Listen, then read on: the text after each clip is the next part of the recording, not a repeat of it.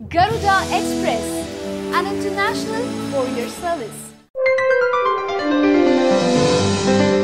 Caribbean ప్రపంచ cup 2007 అనేది టీమిండియాకు ఓ పీడకల. బంగ్లాదేశ్ శ్రీలంకల చేతిలో అనూహ్యంగా ఓడి గ్రూప్ దశలోనే నిష్క్రమించిన జట్టు తీవ్ర విమర్శలకు గురైంది. ఆటగాళ్లు తీవ్ర ఒత్తిడికి గురయ్యారు. ప్రపంచ కప్ అందుకోవాలన్న కల మరోసారి భగ్నమైన వేళ మాస్టర్ బ్లాస్టర్ సచిన్ తెందుల్కర్ రిటైర్మెంటే ప్రకటిద్దామనుకున్నాడట. కానీ క్రికెట్ దిగ్గజం తన అభిమాన ఆటగాడు వివ్ రిచర్డ్స్ చేసిన ఒక్క ఫోన్ కాల్ తన ఆలోచనను మార్చేసిందంటున్నాడు సచిన్. అది మార్చి 23 నా కెరీర్ లోనే చెడ్డ రోజుల్లో ఒకటి. గెలుస్తామనుకొని ఓడిపోతే కలిగే బాధ అంతా ఇంతా కాదు. బార్బడోస్ టెస్టు 1997, 1996 ప్రపంచ కప్ సెమీఫైనల్లో ఓటమి కూడా ఇలాంటివే. 2007 ప్రపంచ కప్ మాకు ఏమాత్రం కలిసి రాలేదు. బంగ్లాదేశ్ చేతిలో ఓటమి మాకు తొలి దెబ్బ. ఆ తర్వాత శ్రీలంక చేతిలో ఓడిపోయాం. బంగ్లాదేశ్ చేతిలో ఓడతామని నేనెప్పుడు అనుకోలేదు. మేమేమి అతి విశ్వాసంతో లేమని చెప్పాడు Sachin.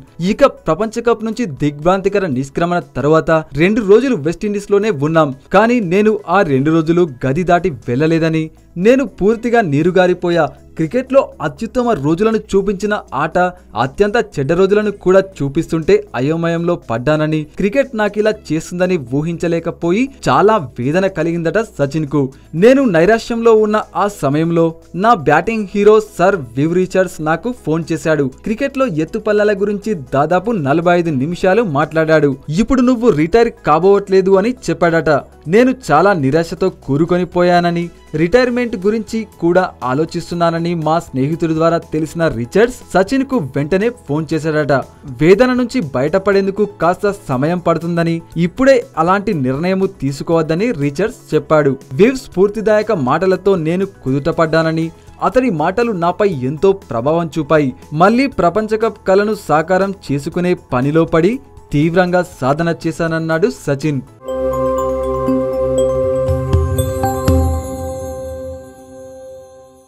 Hi yo yo viewers, subscribe చేసేటప్పుడు అక్కడ ఉండే గంట సింబల్ను ప్రెస్ చేయడం మర్చిపోవద్దు.